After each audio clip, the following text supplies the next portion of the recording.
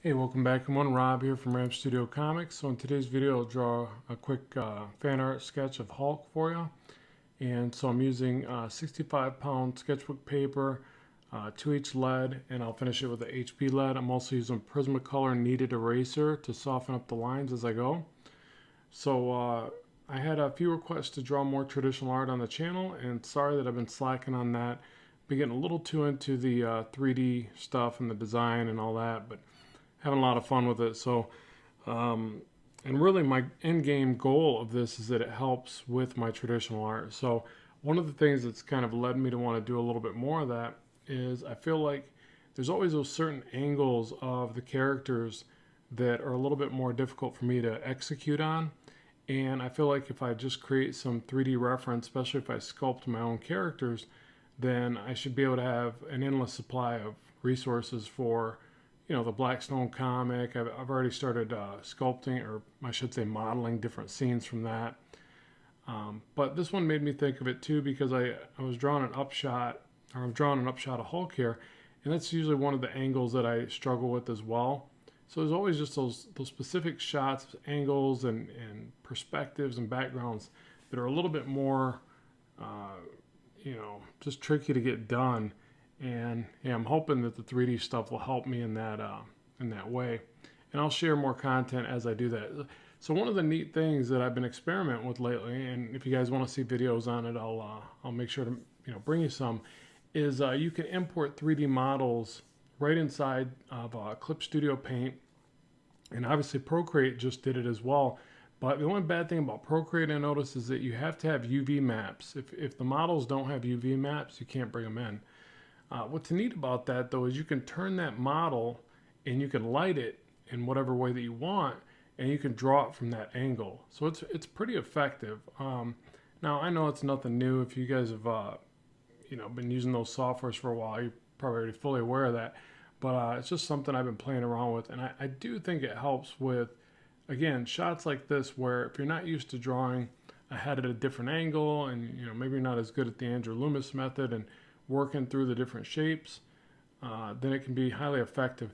The trick is too, though, you got to make sure that when you are using those models that you get used to looking through them and past them, so you use them like a skeletal structure. Now this particular one, I actually pulled up a model on Sketchfab.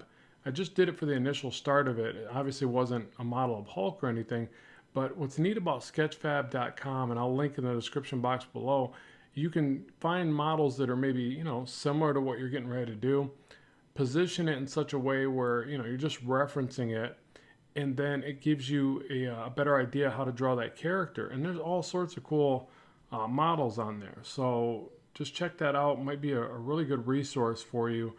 And again, it's nice because you can quickly just turn it. Now you've got models inside of, Clip Studio and all that. You got to pose them a bit more. You can use DAZ as well, things like that. But again, it's nice that it's just right there on the web, and you can jump in that interface, maneuver it around, and be onto your drawing. So I have been a little bit out of practice with my traditional stuff, and I can kind of feel it. I needed to take a little bit of a break from drawing, and I find myself having to do this every now and then.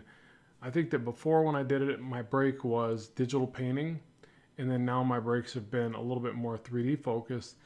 But each time I come back, it allows me to feel kind of reinvigorated to draw again, and armed with a little bit more knowledge on what I'm trying to execute on.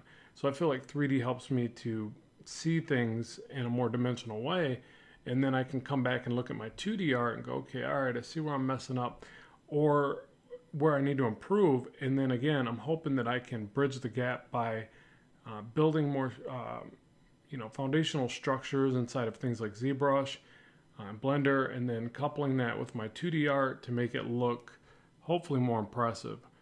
But no worries, don't worry, I'm never gonna stop drawing. Like I've had comments like that, and it's like, of course not. My main goal and main focus will always be just to draw the art.